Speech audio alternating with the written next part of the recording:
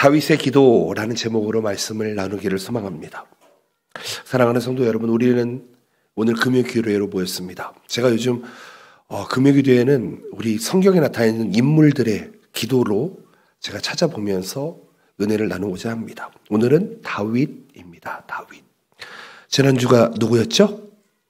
에스더였습니다. 에스더 의미가 뭐였죠? 별이라는 의미를 가지고 있다고 얘기했습니다. 그렇다면 오늘 다윗이라는 사람의 이름 우리는 모를 수가 없는데, 다윗, 데이빗, 다비데 뭐 이런 이름으로 불려질 것 같은데, 혹시 다윗의 이름을 아시는 분 계십니까? 이 유명한 다윗의 이름을 우리는 알면서도 모르는 것 같은 미궁 속에 빠져 있습니다. 다윗의 이름은 뜻은 사랑받는 자다라는 뜻을 가지고 있습니다. 다윗은 사랑받는 자입니다.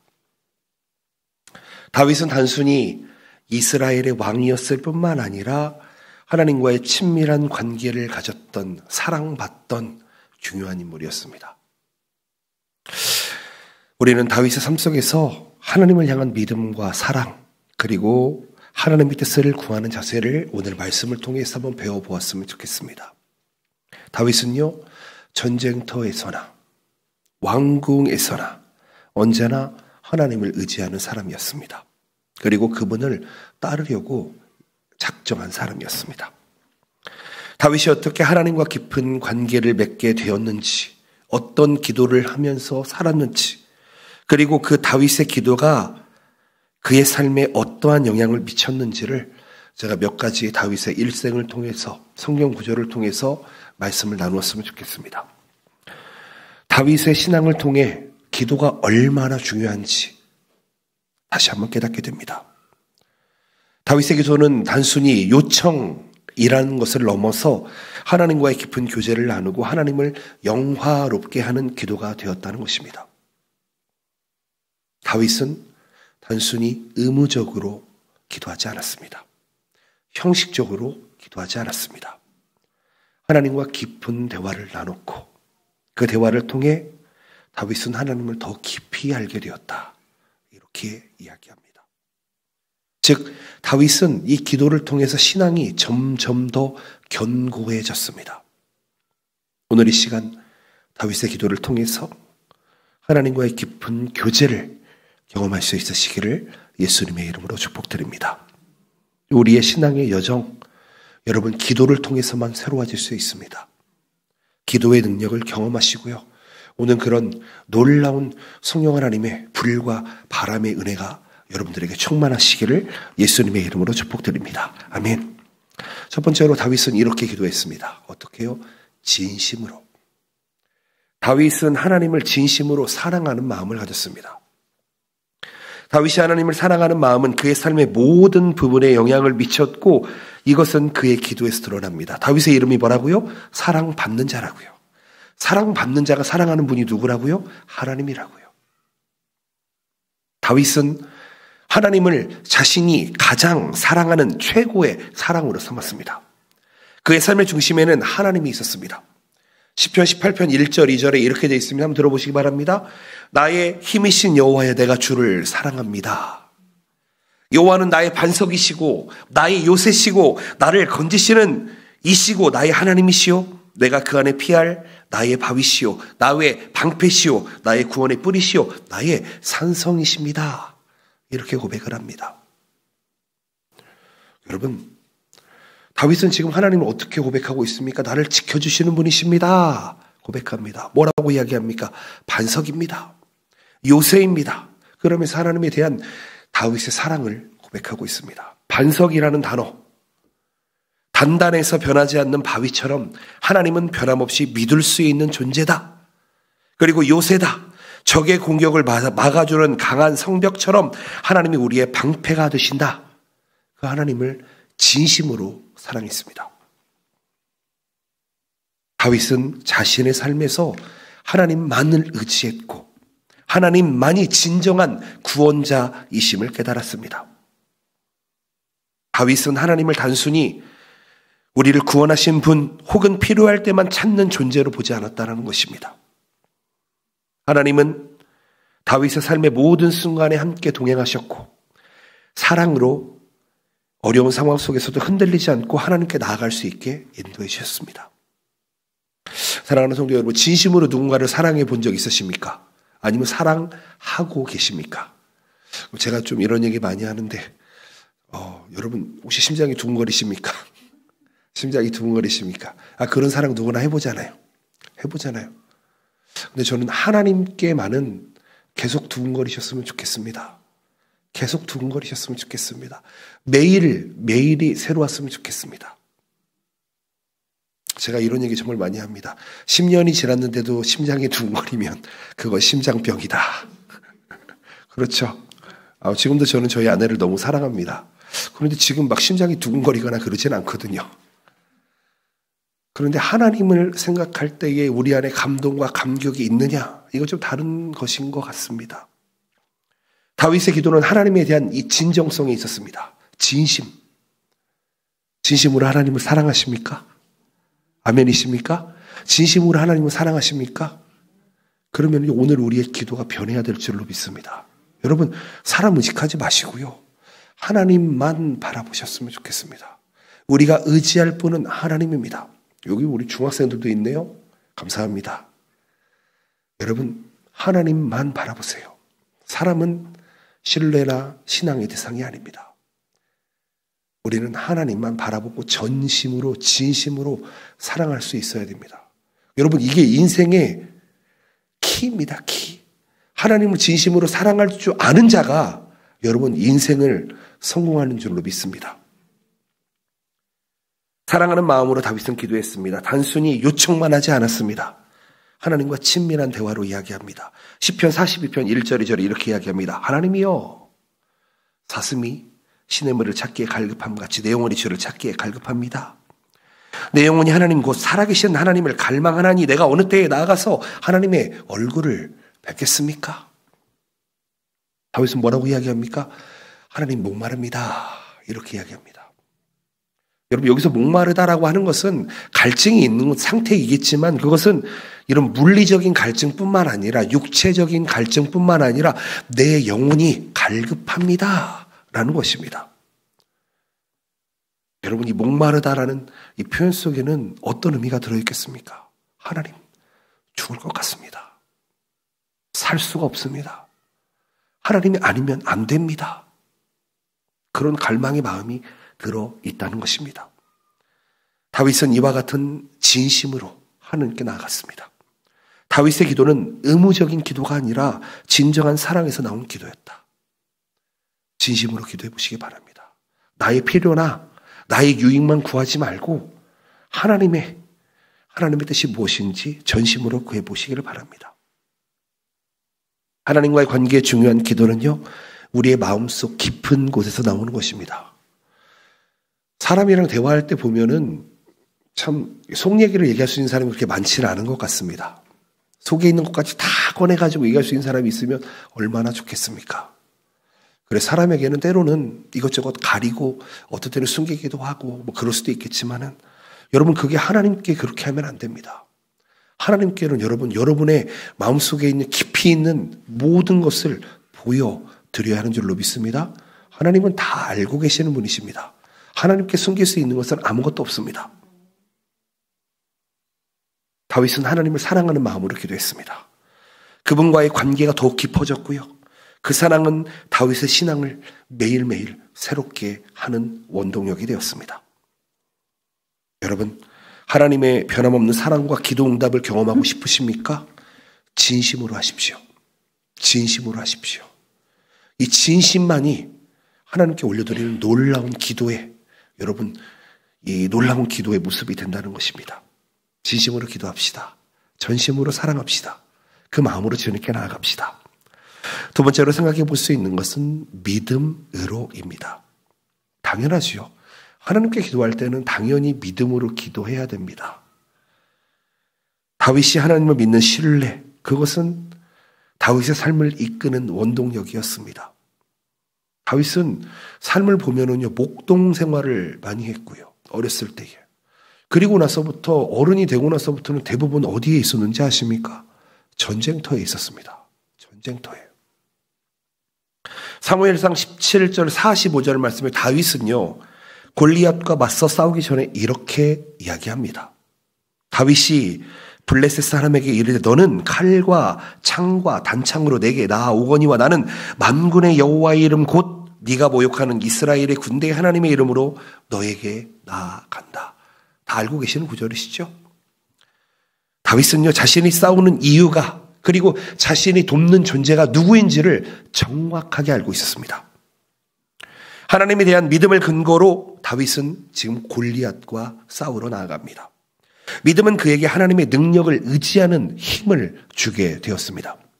성경에서 이야기하는 이 힘이라는 단어는요, 다이나마이트, 다이나마이트, 그 힘을 의미하는 그 다이나마이트의 의미가 숨겨져 있습니다.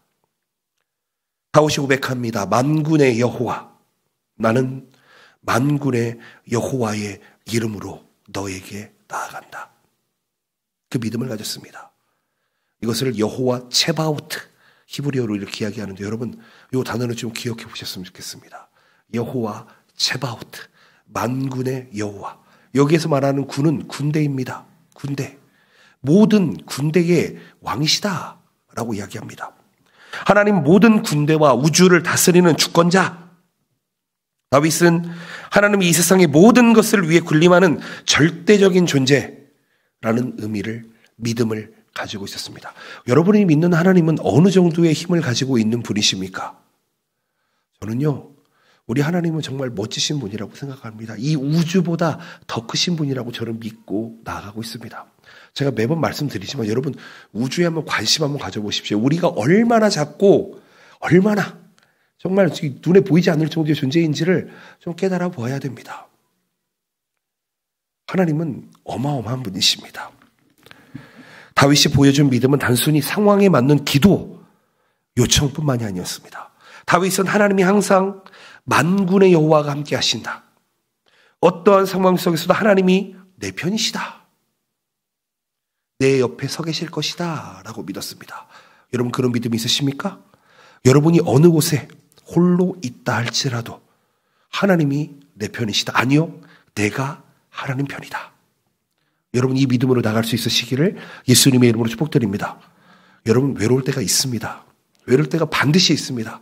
사람에게는 정말 누구에게도 이야기할 수 없는 그 외로움과 그 고독의 시간이 누구에게나 찾아옵니다. 그때 다윗이 어떻게 했다고요? 만군의 여호와가 나와 함께 계신다. 여러분 오늘 그 말씀으로 기도해 보시기를 바랍니다. 내 앞에 있는 문제들, 내 앞에 있는 어려운 환경들, 만군의 여호와의 이름으로 명하노니, 내가 나사렛 예수 그리스도의 이름으로 명하노니 그의 악의 근원은 떠날지어다. 사라질지어다. 여러분 기도해 보시기를 바랍니다. 하나님의 능력으로 믿음으로 나아가는 다윗의 모습. 우리도 다윗처럼 기도할 때에 우리의 믿음을 하나님께 올려드려야 하는 줄로 믿습니다. 히브리서 16장 6절 말씀에 이렇게 이야기합니다. 믿음이 없이는 하나님을 기쁘시게 하지 못한다. 하나님께 나아가는 자는 반드시 하나님이 계신 것, 또한 하나님이 자기를 찾는 자들에게 상 주시는 이심을 믿어야 한다. 이렇게 이야기합니다. 아멘이십니까? 다시 한번요. 다윗은 지금 언제나 전쟁터로 나갈 때 어떤 하나님을 지금 부릅니까? 여호와 체바오트, 만군의 여호와 하나님. 그런데요, 믿음이 없이는 하나님을 어떻게 한다고요? 기쁘시게 못한다고요. 하나님이 계신 것, 그리고 하나님이 나에게 상 주시는 이심을 믿어야 한다. 그게 믿음이라고요. 믿음은 하나님과의 관계에서 매우 중요한 역할을 합니다. 여러분들이 어떤 하나님을 믿느냐에 따라서 여러분들의 삶은 완전히 변화되는 줄로 믿습니다. 우리가 기도할 때요, 하나님의 존재와 하나님의 뜻이 우리를 인도하시고 응답하신다는 확신을 가지고 나아가셔야 됩니다. 다윗은 하나님에 대한 믿음으로 기도했고 그 믿음은 그의 삶에 하나님의 응답과 능력을 경험하게 만들었습니다. 사실은 오늘 기도하면서 눈물이 정말 많이 날 것 같습니다. 마음이 많이 부서져 있습니다. 정말 내 뜻대로 되는 게 하나도 없습니다. 정말 되는 게 하나도 없습니다. 근데요, 저는 여기 놓치지 말아야 되는 것이 바로 그 믿음이다 라는 것입니다. 믿음. 하나님의 능력과 하나님의 일하심을 믿고 나아갑시다. 바르게 믿읍시다. 믿음은 우리가 하나님을 신뢰하는 것입니다. 하나님이 우리의 기도를 들으시고 응답하신다는 확신을 가지고 하나님께 나아갑시다. 갈급함으로 나아갑시다. 우리가 믿음으로 의지하는 기도를 드리게 되면 우리의 기도도 하나님의 뜻에 따라 반드시 응답될 줄로 믿습니다. 하나님은 우리의 믿음을 기뻐하십니다. 믿음이 없이는 하나님을 기쁘시게 할 수가 없습니다. 오늘 기도하시면서 하나님을 기쁘시게 하는 놀라운 믿음을 하나님께 보여주시기를 예수님의 이름으로 축복드립니다. 아멘. 세 번째로는 회개하는 기도를 했습니다. 저는 참 다윗이 마지막까지 참 잘 나갔으면 좋겠다라고 기대를 하지만 하나님은 다윗을 통해서 우리의 모습을 보여주고 있습니다. 다윗은요, 자신이 죄를 지었을 때 하나님 앞에 진심으로 회개하는 마음으로 기도했던 것을 봅니다. 다윗의 회개는 그것 또한 형식적인 회개의 기도가 아니었습니다. 자신의 죄를 깊이 깨닫고 하나님께서 용서해 주신다 그러면서 간구하며 나아갔습니다. 여러분, 우리는 죄인이지요? 죄인입니다. 우리는 죄인입니다. 우리는 원래 죽을 수밖에 없는 존재였습니다. 그런데 감사하게도 우리는 예수 그리스도를 믿음으로 예수 그리스도의 십자가의 보혈로 덮인 자들이 되었습니다. 덮여 있습니다. 이게 중요한 상태입니다. 그런데 우리의 죄된 모습은 아직 변하지 않았습니다. 덮여 있는 것뿐입니다.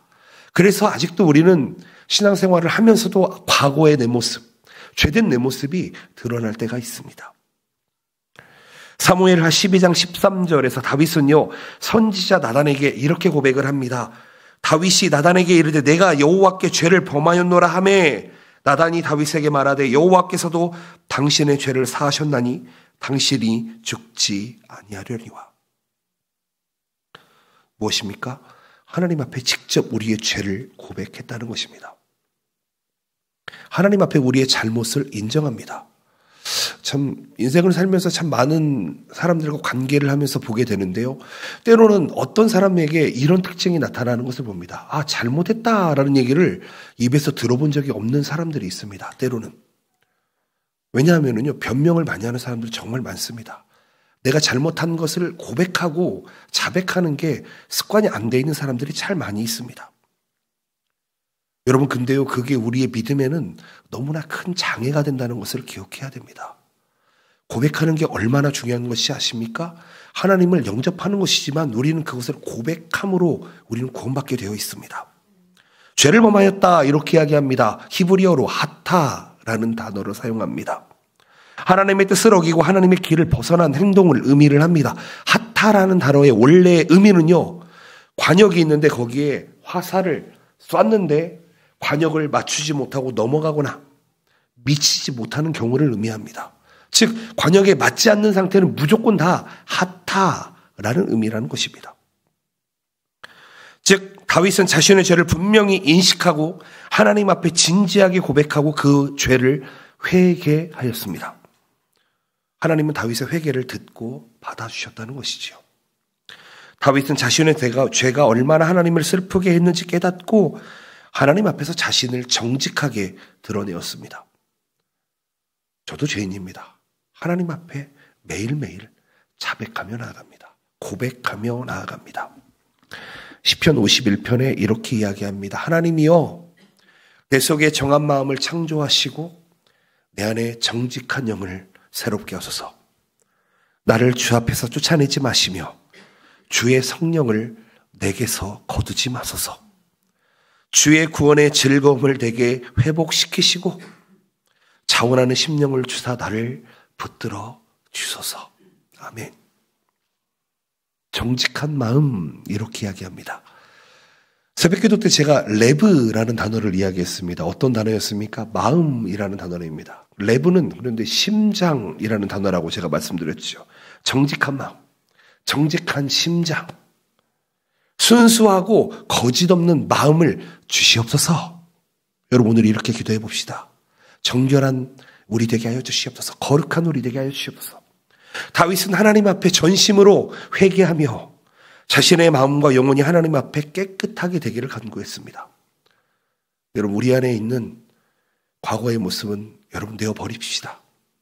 과거의 모습은 여러분 다 보내버립시다. 이전 것은 지났으니 보라, 이것 이제는 새 것이 되었다 말씀하십니다.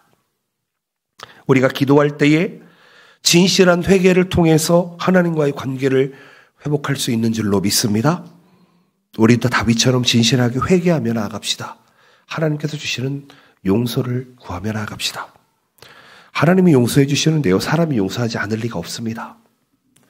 요한일서 1장 9절 말씀, 유명한 구절입니다. 만일 우리가 우리의 죄를 자백하면 그는 미쁘시고 의로우사 우리의 죄를 사하시며 우리를 모든 불의에서 깨끗하게 하실 것입니다. 이렇게 고백합니다. 회개는요, 하나님과의 관계를 회복하는 첫걸음이고요. 여러분, 고백하는 것은요, 사랑과의 관계를 회복하는 첫걸음이 될 것입니다. 하나님 앞에 진실하게 회개할 때 우리는 하나님의 은혜와 용서를 경험하게 될 것입니다. 저도 과거 모습을 좀 돌아보면은요, 참 주변에 상처를 참 많이 줬구나라고 생각을 합니다. 부모님들께 참 못할 일 많이 했고 살았습니다. 할머니, 할아버지 생각하면은 정말 속을 얼마나 많이 썩였는지, 지금 생각하면은 상상할 수 없는 정말 망나니 같이 살았습니다. 그런데 하나님의 뜻을 알고 하나님의 뜻을 깨닫고 가정이 회복되고 교회가 회복되는 것을 보면서 우리가 해야 될 게 이거밖에 없구나. 하나님 앞에 고백하는 것밖에 없구나 라고 깨닫게 됩니다. 다윗은 하나님께 진심으로 회개하면서 하나님께서 원하시는 길로 돌아가기를 원했습니다. 회개라는 단어는요, 반드시 생각으로 끝나서는 안 됩니다. 가던 길을 반드시 멈추고 돌아서 하나님께 돌아가셔야 되는 줄로 믿습니다. 아멘이십니까? 여러분, 생각으로는요, 언제나 깨달을 수 있습니다. 일본어 단어가 참 좋은 것 같습니다. 시루, 아는 단계가 있습니다. 이해하는 단계가 있어요. 그리고 사토르, 깨닫는 단계가 있습니다. 여기까지만 들어가도 사실은 인생에 많은 도움이 됩니다. 그런데요, 깨닫는 단계에서 멈춰 있으시면은요, 사실은 아무런 힘도 없습니다. 반드시 실천행해야만 합니다. 인생을 살아가다 보면은 아는 단계에서 끝나는 사람들이 있습니다. 그 정도로 살아갑니다. 이해하는 단계에서 살아가는 사람들 그나마 좀 더 깊이 살아갑니다. 깨닫는 사람들. 그런데 여러분, 행하지 않는, 실천이 없는, 행함이 없는 믿음은 어떤 믿음이라고요? 죽은 믿음이라고 성경은 이야기하고 있습니다. 행합시다. 돌아갑시다. 그 돌아가는 방법이 뭐라고요? 회개하는 거라고요. 그이아라타메르, 회개하는 거라고요. 우리 오늘 기도합시다. 우리의 죄가 우리의 가정을 망치지 않도록, 혹 우리의 연약함이 우리 하나님의 일을 방해하지 못하도록 여러분, 기도하며 나아갑시다. 회개하며 나아갑시다. 그게 우리에게 주신 기도의 방법입니다. 하나님은 우리를 용서하시고 새롭게 하기를 원하십니다. 성령 하나님의 인도함을 받기를 원하십니다. 그런 여러분들 되시기를 예수님의 이름으로 축복드립니다. 네 번째로는요, 뜻을 구한다라는 것입니다. 뜻입니다. 다윗은 언제나 하나님의 뜻을 구했습니다. 여러분, 기도해 보셨습니까? 여러분, 어떤 선택의 기로마다 기도해 보셨습니까? 간절히 기도해 보셨습니까? 하나님의 뜻을 구해 보셨습니까? 하나님, 저는 어떤 존재입니까? 어떻게 살아가야 됩니까? 기도해 보셨습니까? 저는 기도하는 게 참 많습니다. 하나님을 믿고 나서 이런 기도를 했던 것 같습니다. 막연하게. 교회 가보니까 부모, 형제, 자매, 할머니, 손자 이렇게 신앙생활하는 모습을 보니까 너무 부러워 보이더라고요. 그냥 마음 한켠으로 이렇게 기도했던 것 같습니다. 하나님, 우리 가정도 저렇게 됐으면 좋겠습니다. 정말 다른 기도도 안 했던 것 같습니다. 그냥 하나님, 나도 저렇게 엄마, 아빠, 할머니, 할아버지, 나, 우리 딸 같이 예배했으면 좋겠습니다. 참 감사하게도 하나님께서 가정을 회복시켜 주셨습니다. 저는 고등학교 1학년 때 예수님을 만났는데 고등학교 1학년이면 1996년입니다. 6년에 만났는데요. 그냥 그 막연한 기도가 하나님께 응답되고 2003년도에 어머니가 교회를 찾아가셨습니다. 그것도 자기 발로. 참 하나님의 은혜가 아닐 수가 없습니다. 참고로 저는 한국에 있었고 어머니 아버지는 일본에 계셨습니다. 어머니가 그렇게 얘기하더라고요. 하루는 집에 와서 꿈을 꾸는데 십자가가 보이는데 저 아사쿠사 언저리에서 보인다 이렇게 이야기합니다. 그러더니 새벽에 일어나서 교회를 찾아갔답니다. 근데 없더래요. 그래서 다시 한번 그 다음날 일어나가지고 근처를 찾아가는데 교회가 하나 보이는데 저건 교회도 아니고 창고같이 보이는데 창고 안에 조그마한 십자가가 보이더랍니다. 거기가 저희 어머니가 처음 찾아간 성산교회였습니다. 아사쿠사에 있었거든요. 타하라마치 쪽에. 고토부키초. 참 하나님의 은혜죠. 여러분 꿈속에서 십자가를 보고 교회를 찾아가는 사람이 있습니까? 참 은혜입니다. 은혜예요. 저는 어머니한테 교회 가라고 얘기한 적도 한 번도 없고요. 신앙생활 하자는 얘기도 해본 적도 없습니다. 왜냐하면 저는 부모님이랑 그렇게 썩 가까운 사이가 아니었으니까요. 그런데 참으로 감사한 게 그 일이 있은 우리 가정이 예수님을 믿게 됩니다. 참 감사하죠. 근데 사실 더 그 전의 기적이 뭐냐면은 제가 1996년에 예수님을 믿고 동생이랑 같이 예수님을 믿고 그 다음에 3년 안에 할머니, 할아버지가 또 예수님을 믿게 되었습니다. 여러분 기적입니다. 70년 넘은 할머니, 할아버지가 예수님 믿는 거는 기적입니다. 그 은혜가 일어났습니다. 그리고 어머니, 아버지가 예수님을 믿고 이제는 저희 딸이 둘이 있는데 아마 예수님 믿겠죠? 믿겠죠 아무래도. 목사 딸인데 묻습니다. 야 너희도 예수님 믿어? 당연히 믿지. 또 누구 닮았어? 예수님 닮았어. 이러고 있습니다. 여러분 하나님은 우리를 사랑하시고 하나님의 뜻 안에서 우리를 새롭게 하기를 원하시는 분이십니다. 하나님이 특별히 하나님의 자녀를 세워주시고 회복시켜주시는 분이십니다. 시편 25편 4절 5절 말씀에 이렇게 되어 있습니다. 여호와여 주의 도를 내게 보이시고 주의 길을 내게 가르치소서. 주의 진리로 나를 지도하소서. 교훈하소서. 주는 내 구원의 하나님이시니 내가 종일 주를 기다립니다. 이렇게 이야기하고 있습니다. 우리의 신앙생활은요, 내 뜻에 포커스를 맞추는 것이 아니라 하나님의 뜻에 포커스를 맞추는 겁니다. 내 뜻으로는 여러분 이 세상에 살 수 있는 게 그렇게 많지 않습니다. 또 모르겠네요. 이 자리에 또 금수저가 계셔가지고 다이아 수저가 계셔가지고 대단한 일을 하실 수 있는 분이신지 모르겠지만 저는 압니다. 아무리 돈이 많다 한들 아무리 무엇이 많다 한들 그 안에 하나님이 주신 구원과 평안이 없으면은요 그게 아무것도 아니라는 것을 저는 압니다. 그만큼 가져보지 못했지만 저는 압니다. 그래서 저는 지금도 하나님의 길, 주의 도를 매일매일 찾고 있습니다. 도를 찾는다고 하니까 도를 아십니까? 라고 하시는 분들도 있는데요. 그 도와 이 도는 질적으로 다릅니다. 여기서 주의 길이라고 이야기합니다. 하나님께서 보여주시는 올바른 길을 이야기합니다. 다윗은 하나님의 인도하심을 받으면서 살아가기를 간구하며 주의 도, 주의 길을 따르기를 원했습니다. 그는 자신의 계획이나 욕망이 아니라 하나님의 계획과 뜻을 구하고 나아갔습니다.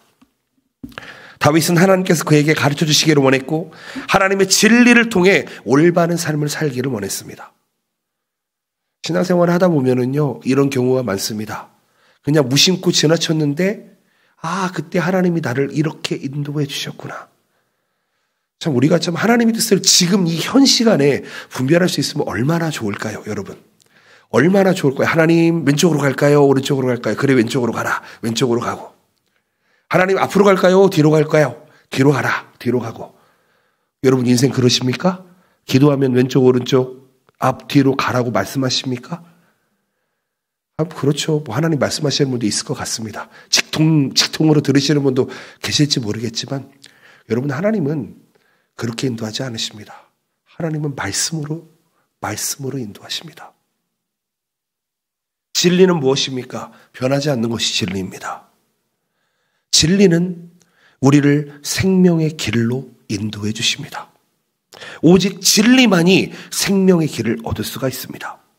하나님에 대한 다윗의 믿음은 단지 기도하는 어떤 행위로 끝나는 것이 아니라 하나님의 뜻을 모토메르 구하면서 하나님의 뜻을 실천하며 살았습니다. 이게 중요한 것 같습니다.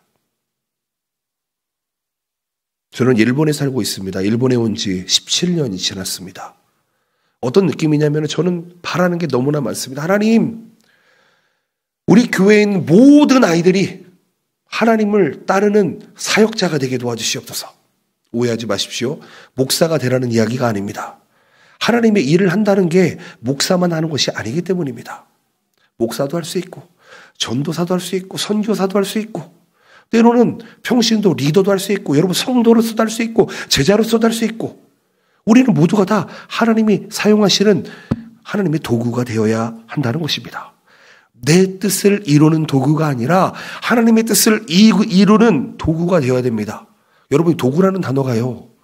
여러분 좀 아셔야 됩니다. 도구라는 단어가 영어로 쓰이면은 이 단어를 악기라고도 번역합니다. 악기로.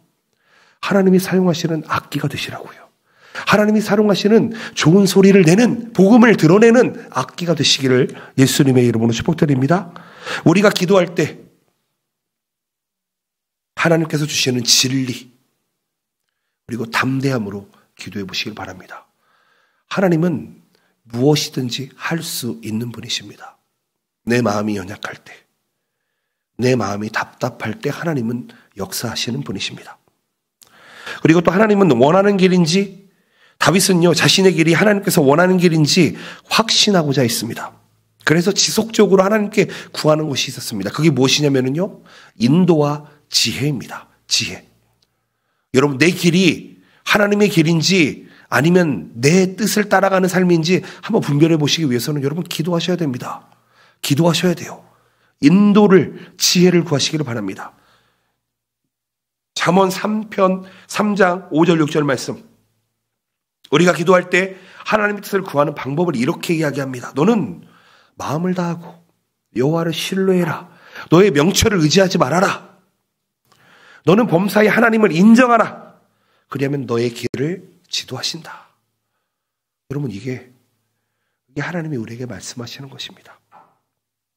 다윗은 이 구절의 말씀을 실천하면서 자신의 마음과 의지를 하나님께 온전히 맡겼습니다. 흔들릴 때가 있을 것입니다. 하나님께 맡겨보시기를 바랍니다. 여러분 나의 가치관 가지고요 하나님을 가두지 않으시기를 바랍니다. 하나님은 절대로 나의 이 한계 안에 머무르는 분이 아니십니다. 다윗이 기도할 때 다윗은 하나님의 뜻을 언제나 인정했고 하나님의 뜻에 따라 행동했습니다. 알고 행동했을까요? 저는 모르고 행동했을 수도 있다고 생각합니다. 믿음입니다. 믿음. 제가 아까 유튜브를 잠깐 보는데 이 얘기를 좀 나눴으면 좋겠습니다. 어떤 큰 회사에서 면접을 봤다고 합니다. 면접을 보는데요. 이런 질문을 했다고 이야기합니다. 이렇게도 안 되고 저렇게도 안 되고 그렇게 해도 안 되고 하는 일을 내가 당신한테 부탁을 하면 당신은 이것을 따르겠습니까? 어떻게 따르겠습니까? 이런 질문을 했다고 합니다. 이 회사를 운영하는 데 있어서 안 되는 일들을 쫙 나열하고 이것을 주면 당신은 어떻게 따르겠습니까? 했더니 한 명이 유창하게 이렇게 얘기했다고 합니다. 이런 일은 되고 저런 일은 되고 그런 일은 안 되고 저건 안 되고 설명했다고 합니다. 10명 중에 9명이 다 그렇게 설명했다고 합니다. 그리고 나머지 한 사람은요 이렇게 얘기했습니다. 하겠습니다. 무슨 말인지 아십니까? 그 회사에서 원하는 사람은 이것이 이렇게 하고 저렇게 하고 그렇게 하고 어떻게 하고가 중요한 게 아니라 되는 문제든 안 되는 문제든 하겠습니다 라고 하는 사람이 필요했다는 것입니다. 저는 하나님도 그런 관계가 아닐까 생각을 해봅니다. 하나님의 말씀하시는 것 왔을 때 그게 이해되는 게 얼마나 있을까요? 우리가 얼마나 이해가 되십니까? 우리 교회가 우리 가정이 여러분들의 상상 속에 여러분의 가치관 속에 마음대로 되십니까? 저는 안 됩니다. 그러나 하고 있습니다. 왜요? 하나님이 그걸 원하시니까요. 아멘이라는 단어가 무엇입니까? 어떤 단어입니까? 그대로 될 것입니다. 그대로 될 것입니다. 아멘이십니까? 여러분 하나님을 제한하지 마십시오. 여러분들에게 안 될지 모르겠지만 하나님은 되십니다. 아멘이십니까? 여러분 우리 가정 하나님께 맡기면 됩니다. 아멘이십니까? 이거 가스라이팅이 아닙니다. 여러분 이것은 하나님은 되는 분이십니다. 왜 되는 분 앞에서 안 된다고 이야기하십니까? 하나님의 뜻을 따른다고 하면서 왜 안 된다고 이야기하십니까? 여러분 담임 목사가 되고 나서 많은 목사님들과 교제를 합니다. 어떤 분들은 이렇게 이야기합니다. 우리 김 목사님 축하드립니다. 뭐합니다. 근데 또 어떤 목사님 또 이렇게 이야기합니다. 목사님 고생이 많으십니다. 여러 가지 의미가 있을 것 같습니다. 근데요, 저는 어떤 목사님이 우리 교회에 대해서 목사님 힘드시죠? 누구 때문에 다 아는 것처럼 얘기하지만 여러분, 저 그 말을 듣지 않습니다. 여러분, 힘들지 않습니다. 왜요? 하나님이 일하실 것이기 때문입니다. 아멘이십니까? 하나님이 일하십니다. 하나님이 일하신다고요. 뭐 제가 얼마나 대단하다고 우리 교회를 변화시킵니까? 제가 얼마나 대단하다고 우리 교회를 인도합니까? 저는 대단하지 않습니다. 다만 제가 믿는 하나님은 대단한 분이십니다. 저는 그것을 믿고 나아갑니다. 맡겨봅시다. 하나님의 뜻을 구해봅시다. 다윗이 그렇게 살았다는 것입니다. 다윗은요, 사실은 실패한 인생을 산 사람이랑 다름이 없습니다. 다윗이 밧세바를 범함으로 그의 남편 우리아를 죽임으로 다윗의 인생은 사실은 내리막길입니다. 그 일 이후로 다윗의 자녀들의 삶이 정말 엉망인 삶이 되어버렸습니다. 여러분, 지금 이 순간만 몰고 사시겠습니까? 아니면 영원을 보고 살아가시겠습니까? 그러면 우리의 선택은 달라질 수가 밖에 없습니다. 지금만을 바라보면 이게 맞는 것 같은데, 좋아 보이는 것 같은데 그렇지 않다는 것입니다. 여러분, 우리는 하나님의 뜻을 구하는데 이 뜻은 우리가 살아가는 이 순간뿐만 아니라 우리가 죽어서도, 혹 우리가 100년이 흘러서도 하나님의 뜻이 이루어지기를 원한다면 여러분, 그렇게 살아가야 하는 줄로 믿습니다. 아멘이십니까? 지금만 잘 되기를 원한다면 여러분, 그것은 너무 작은 하나님의 뜻 아래 있는 것입니다. 예수 그리스도가 이 땅에 오실 때까지, 그 날이 언제인지는 제가 모르겠지만 여러분, 그때까지 이루어지는 하나님의 뜻을 구하시기를 바랍니다. 지금만 보지 마시고요. 그럼 우리의 선택은 달라질 수밖에 없습니다. 그런 하나님의 뜻을 구하시기를 바랍니다. 그런 영원한 하나님의 뜻을 구하시기를 바랍니다. 지금 순간의 유익과 이익을 찾지 마시고, 나의 행동 하나가, 나의 말 하나가, 나의 삶 한순간이, 내 삶이 끝나더라도 남아서 하나님의 뜻을 이루어가는 일에 쓰임받은 그런 놀라운 저와 여러분들 되시기를 예수님의 이름으로 축복드립니다. 요즘 가끔 이 건물을 보곤 합니다. 여러분, 건물을 수선하는데 참 돈이 많이 드는 것 같습니다. 저는 일본을 보면서 참 수선비가 정말 많이 드는 것 같아요. 이 건물은 언제쯤까지 버틸 수 있을까? 우리가 지금 예배하는 이 건물이 최소한 50년은 넘었습니다. 그렇죠? 1970년대 지었으니까 50년이 넘은 건물입니다. 이게 몇 년 버틸 것 같으십니까? 아마 새로운 건물도 생각해 볼지 모르겠습니다. 뭐 그거를 누가 할지는 모르겠지만, 여러분, 우리가 하나님의 나라, 하나님의 자녀들, 하나님의 후대들 세우는 일에 쓰임받는다면 여러분, 살아있는 동안만 생각하지 마시고 하나님의 뜻이 그 다음 세대에 있다면 우리가 죽어서도 그 양분이 되어서 여러분, 그 뜻이 흘러갈 수 있도록 준비해 봐야 되지 않겠습니까? 라는 것입니다. 저는 왜냐하면요, 다윗을 보면서 그걸 많이 느낍니다. 왜 다윗 때에서 그 축복이 끊겨버렸을까? 다윗이 범죄함으로 인해서 그 축복이 끊겨서 나라가 갈라지고 북이스라엘은 좋은 왕이 한 명도 없었습니다. 이 남유다 왕국은요, 그냥 가뭄에 콩나듯이 어쩌다가 한번 너희가 가는 그 길이 다윗의 길이고. 여러분, 그러지 말고요. 우리 교회가 하나님의 뜻을 다음 세대에 전하기 위해서 여러분들의 삶의 이 행동과 말과 여러분들의 삶의 패턴이 여러분 변해야 되는 줄로 믿습니다. 아멘이십니까? 그게 하나님의 뜻을 구하는 겁니다. 순간이 아닌 영원을 바라보십시오. 그럼 좋겠습니다. 5번째입니다. 하나님을 찬양하며 살았습니다. 정말 이것은 다윗 하면 이야기할 수 있는 찬양입니다. 다윗이 속해 있는 지파가 어떤 지파입니까? 유다 지파입니다. 유다 지파. 이 유다라는 뜻은 또 무슨 뜻인지 아십니까? 제가 지난번에 말씀드렸는데 찬양하다라는 뜻을 가지고 있습니다. 여러분, 유다 지파가 찬양하는 지파랍니다. 여러분, 이걸 아셔야 돼요. 그 이름대로 다윗은 찬양하며 살았습니다. 다윗은 항상 찬양하는 기도를 드렸습니다. 여러분, 오해하지 않으시기를 바랍니다. 찬양을 1시간 하는 것이요, 사실은 기도하는 것입니다. 그 찬양 안에 있는 그 가사를 묵상하면서 하나님께 올려드리는 것이기 때문입니다. 그래서 찬양을 곡조 있는 기도다라고 이야기하시는 분들도 있습니다.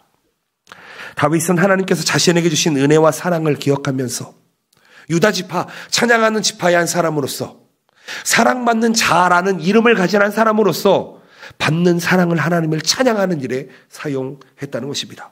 시편 103편 1절 2절 이렇게 이야기합니다. 내 영혼아 여호와를 송축하라. 내 속에 있는 것들아 그의 이름 거룩한 이름을 송축하라. 내 영혼아 여호와를 송축하며 그의 모든 은택을 잊지 말지어다. 여러분, 송축하다라는 단어가 있습니다. 이게 무슨 말인지 아십니까? 송축하다라는 단어는 하나님을 높이고 칭찬하다 이런 뜻을 가지고 있습니다. 칭송하다. 근데 이 단어가 다른 단어로 쓰이면은요, 축복이라는 단어가 됩니다. 베레크. 칭송하다가 바라크라는 단어, 이게 베레크가 되면 축복이 됩니다. 여러분, 하나님을 축복하는 자, 그게 하나님을 찬양하는 자라는 것입니다. 반대로 해야 되지 않겠습니까? 생각할지 모르겠는데 여러분, 하나님께 복을 받기만 원하지 마시고 하나님을 축복하십시오. 하나님을 높이십시오. 그러면 우리의 삶이 변화됩니다.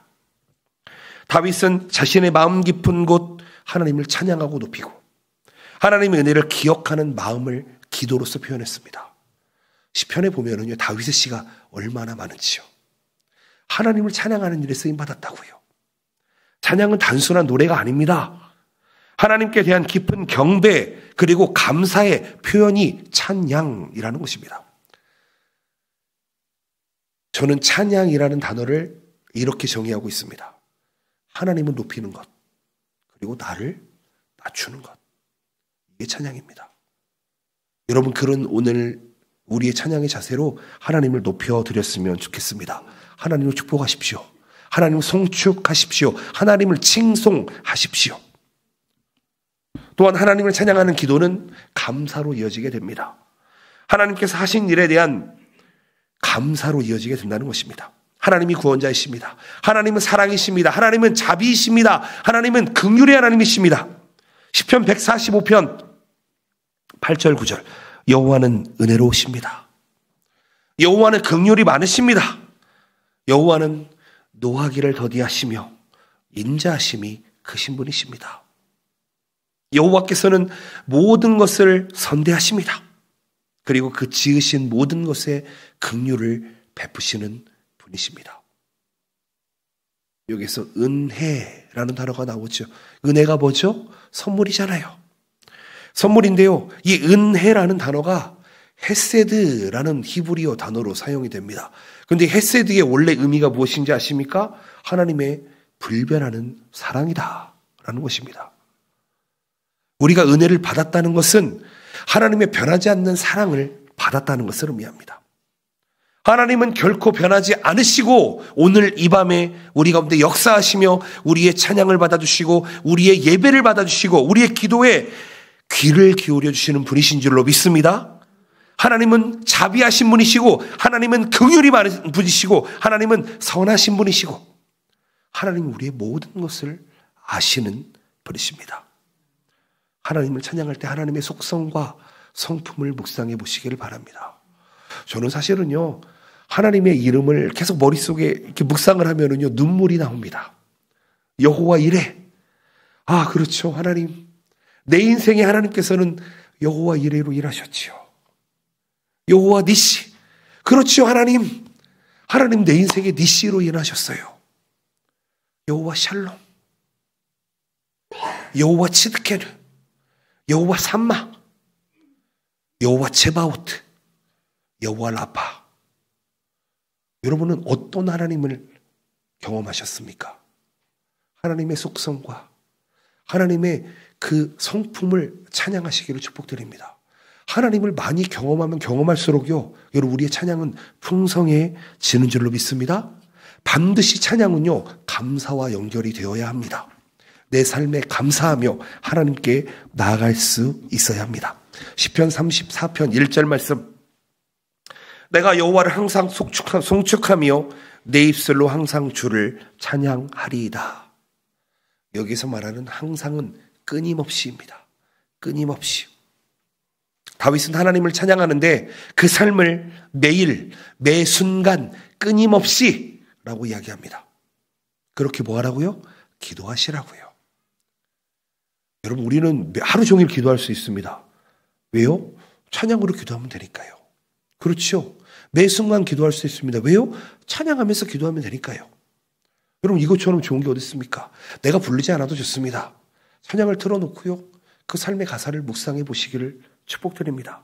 찬양은 우리의 삶 전체를 하나님께 드려야 될 경배이고요, 입술로만 하는 것이 아닙니다. 우리의 삶으로 증명해 내야 하는 것입니다.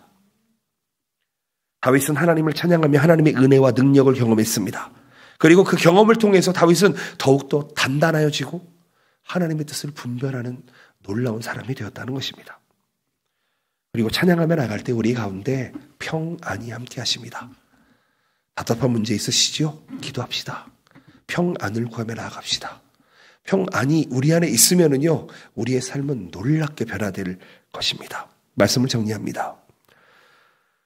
다윗의 신앙을 통해서 기도에 대해서 몇 가지를 살펴보았습니다. 뭐 공감되는 게 있을 수도 있고 깨닫는 게 있을 수도 있고 또 어쩌면 좀 나와 다를 수도 있다고 생각할지 모르겠지만 다윗의 기도가 우리에게 분명 성도들에게는 도전이 될 것이라고 생각을 합니다. 여러분, 진심으로 기도합시다. 진심으로 사랑합시다. 누구를요? 하나님을요. 거짓으로 말고요, 진짜로 사랑합시다. 하나님의 뜻을 구하며 나아갑시다. 내 뜻 말고요, 내 유익 말고요, 머리 굴리지 말고요, 하나님의 뜻을 그냥 구해봅시다. 그러면 우리는 하나님과 깊은 교제를 나눌 것이고 우리의 삶은 변화될 것입니다. 다윗처럼 찬양하며 나아갑시다. 찬양하며 나아갑시다. 저는 이번 부활절 연합성가대를 기대합니다.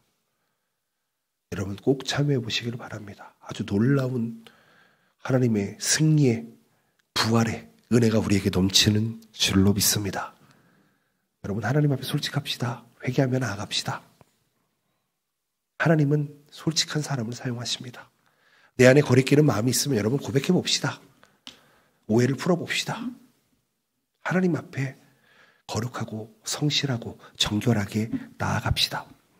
오늘 그러한 강력한 결단이 여러분들에게 있으시기를 예수님의 이름으로 축복드립니다.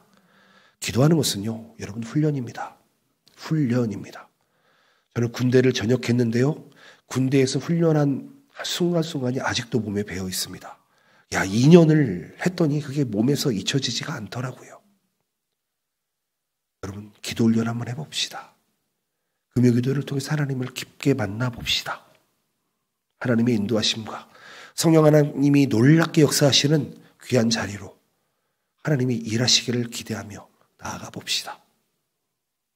하나님의 영광이 임재하는 쉐카이나의 그 놀라운 임재를 경험해 봅시다. 그런 여러분들 되시기를 예수님의 이름으로 축복드립니다. 아멘. 우리 한번 기도했으면 좋겠습니다.